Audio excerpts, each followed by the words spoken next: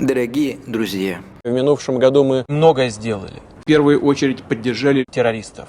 Они Являются для нас великим примером.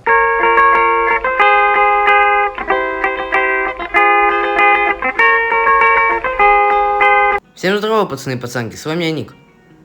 Все мы с вами в детстве смотрели «Трое из Простоквашино», с этим никто спорить не будет. Этот мультфильм навсегда останется классикой советской и российской анимации. И как вы думаете, что Союзмультфильм будет делать с этой классикой спустя 40 лет? Разумеется, паразитировать на ней. В 2018-м вышла новая Простоквашино, где от старых персонажей остался только дизайн, а все остальное было полностью переработано под современность. Матроскин стал жирным бизнесменом, Шарик стал тупым блогером, а дядя Федор выбрал себе виски. Первые 30 серий, конечно, нельзя было назвать нормальными, но нельзя было назвать плохими. Они были средними. Но потом все пошло наперекосяк. Вначале графику поменяли, сделали ее более бюджетной. Потом уже сюжеты серии деграднули чуть ли не до роликов А4. А потом в деревню Простоквашино начали приезжать знаменитости. И сегодня я, Ник 0507, решил сделать обзор на все эти эпизоды со знаменитостями и составить из них тир-лист. Дорогие друзья, добро пожаловать на видео под названием «Простоквашинский передоз» или «Как знаменитости убили Простоквашино».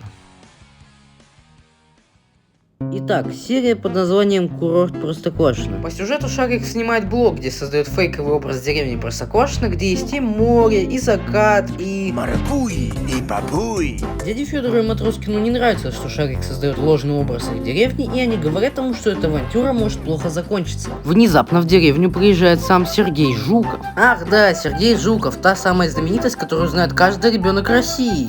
Нет, ну серьезно, это какой-то странный выбор знаменитости. Сергея Жукова даже я не знал, пока эту серию не посмотрел. Оказалось, что Сергей Жуков приехал в Простоквашино только потому, что увидел в блоге Шарика, как в нем хорошо. И вот Шарик, чтобы не растерять аудиторию, решил воссоздать то Простоквашино, какое Сергей Жуков видел в его блоге. Шарик, показав ему замечательные блюда простоквашинской кухни, отвлекается, и бобер уже начинает рассказывать Жукову о настоящем Простоквашино. Шарик пытается удивить Сергея небольшим круизом по речке, врезается в дамбу бобра, и Сергей Жуков вытаскивает его. Потом Шарик уже вообще сходит с ума и пытается перебить Савунью в номинации «Мастер спорта по лыжам на траве». И случайно влетает в сарай. Жуков спасает его, и Шарик узнает, что Сергей полюбил Простоквашино таким, какое оно есть, и в конце они дружно едят пирожки и запевают кочевую мелодию. Скажу честно, этому эпизоду удалось меня удивить, в нем почти нет никакого кринжа, и сам по себе он довольно ламповый. Персонаж Сергея Жукова тоже довольно обаятельный, и его песня в конце мне понравилась. Но, к сожалению, отныне эта мелодия будет играть на титрах каждой серии Простоквашино, и если вы смотрите серии до последней секунды, эта песня успеет вас изрядно задолбать. А так я думаю, что этот эпизод заслуживает места в S-тире.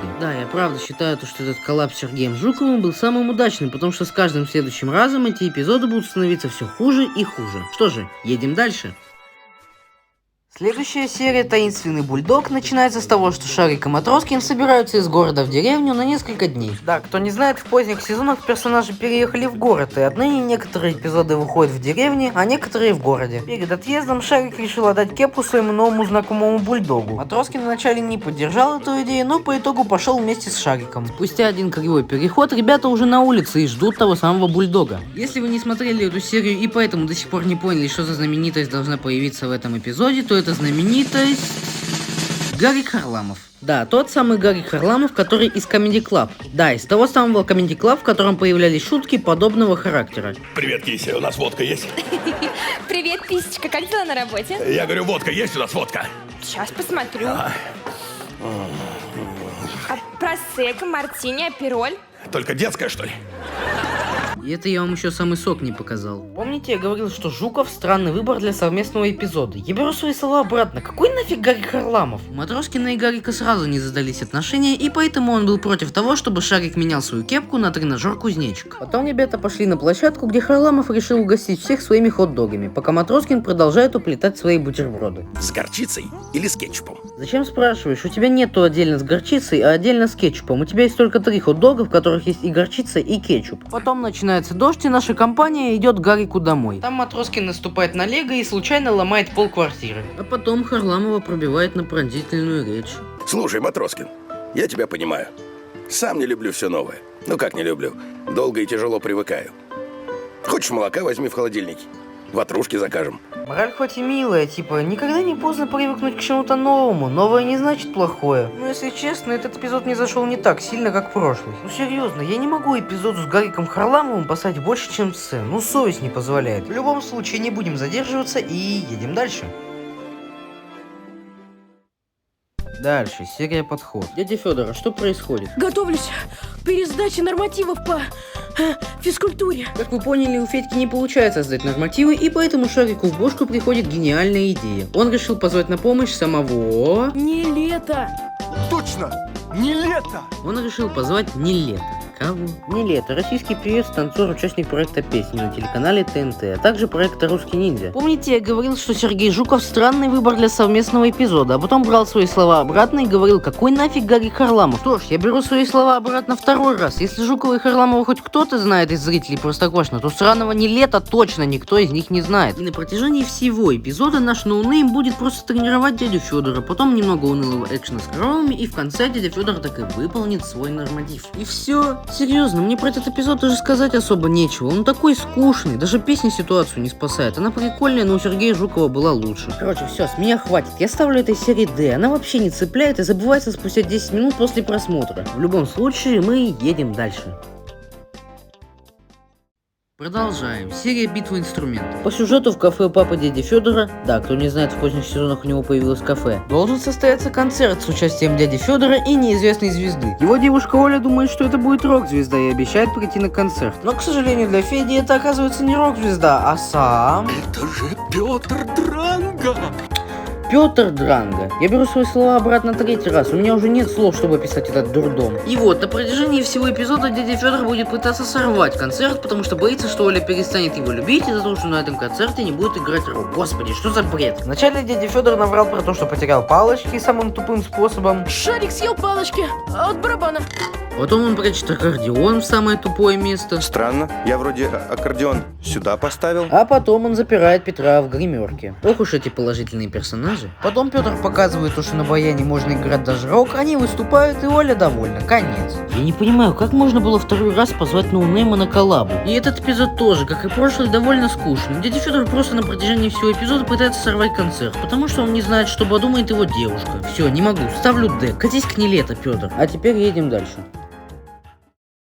Серия «Молниеносный сюрприз». По сюжету Маргарита Егоровна решила устроить сюрприз Печкину в виде круассанов, сыра с плесенью и какой-то зеленой фигни. Печкину этот сюрприз не нравится, и они с Маргаритой ссорятся. А потом на почту приходит сам Дима Билан. Господи, неужели они наконец-то пригласили кого-то нормального, кого-то подходящего? Ему нужно забрать свою посылку, но перед этим... Заполняйте бланки. Тем временем, пока Печкин пытается сделать сюрприз Маргарите Егоровне, у него не получается, и он возвращается обратно на почту. И вот, здесь Билан его выслушивает и предлагает свою помощь. Потом в конце он исполняет песню, за которую мне 100% не прилетит АП, и Маргарита Егоровна и Печкин снова сходятся. Скажу так, это, наверное, самый лучший эпизод после серии с Сергеем Жуковым. Мне буквально не к чему придраться. Билана в этом эпизоде не особо много, но это не то чтобы плохо. Конечно, в этот раз особую песню для сериала Билан писать не стал, он просто исполнил песню,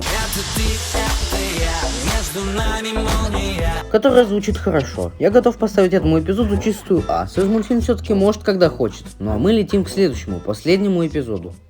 Ну а следующий совместный эпизод у нас не абы с кем, а с самим президентом Владимиром Владимировичем Путиным. Вот кого-кого, но его я здесь увидеть никак не ожидал. Правда, я вас обрадую, если посмотреть в титры на актеров озвучки, вас удивит не то, что дядя Федора озвучивает Энджел Жуков, и не то, что Шарика озвучивает два человека, а то, что Путина, президента, озвучивает Дмитрий Грачев, режиссер кино и телевидения. Да, слава богу, реальный президент никак не участвовал в создании этого эпизода. Эпизод под названием «Настоящий Новый год» начинается с того, что Шарик проходит новогоднюю викторину, чтобы получить шапку-гирлянду. Тем временем, пока папа и дядя Федор наряжают елку. И вот, Шарик и Матроскин спокойно отвечают на вопросы один за другим, пока им не попадается очень сложный вопрос. Что президент делает в новогоднюю ночь? И вот, мнения Матроскина и Шарика расходятся. Матроскин думает, что обращение президента записано заранее, а Шарик думает, что президент поздравляет страну в прямом эфире. Чтобы доказать это Матроскину, они идут на Красную площадь. Потом у папы и дяди Федора сгорает елка, и они тоже решают отпраздновать Новый год на Красной площади. Потом Шарик и Матроскин каким-то образом пробираются в Кремль и встречают Владимира Владимировича вживую. И даже хотят страну с ним поздравить. К сожалению, так и происходит. И давайте я покажу вам это обращение без своих комментариев. Дорогие друзья, пусть новогодняя елка будет украшена самыми приятными воспоминаниями. На каждом столе вкусные ватрушки, а на душе спокойствие и радость. И чтобы желания про шапки-ушанки, и не только, сбывались. А я всем желаю урожая богатого. С Новым годом, дорогие друзья! Да, новогоднее обращение выглядит именно так. Кстати, только сейчас обратил внимание, возможно, я давно не был в Москве, но что-то я не помню на Красной площади таких модифицированных голубых экранов, как будто из будущего. Знаете, я даже не знаю, как этот эпизод оценивать. Его даже совместным назвать нельзя, потому что это просто неофициальная коллаба с президентом России. И все, фиг с ним, поставлю D. Ничего ужасного, кроме самого фактора появления Путина в детском мультсериале, здесь нет. Что же, время для итогов.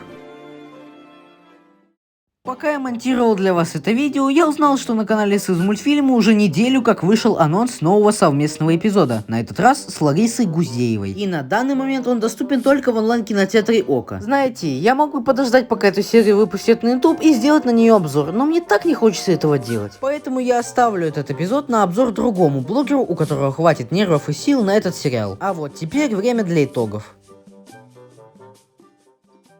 Скажу так, среди 6 разобранных мною эпизодов по-настоящему мне понравилось только 2, с Сергеем Жуковым и с Димой Биланом. Над ними старались больше всего. Что касается остальных эпизодов, серии с Харламовым Путиным не идеальные, но более-менее нормальные. А что насчет серии с Нилеттой и Петром Дранго, они мне вообще не зашли. И на самом деле, я не уверен, что в будущем Союзмультфильм не продолжит клепать совместные эпизоды. Скорее всего, рано или поздно мы увидим коллабу с Киркоровым, Шаманом, Нагиевым, Екатериной Мизулиной, да и с тем же А4. К сожалению, таковы нынешние реалии. Союзмультфильму выгодно создавать такие эпизоды. Увы. Дорогие друзья, перед концом этого ролика хочу задать вопрос. Как вы относитесь к моей картавости? Вас это раздражает или нет? Напишите в комментариях. Мне очень важно ваше мнение. Ну, на этом все. Увидимся в следующем видео. Пока, ребятушки.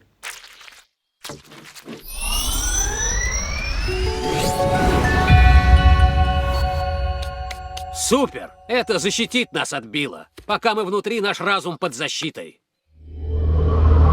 Ну, раз внутри хижины мне никого захватить не удастся, попробую найти себе новую пешку снаружи.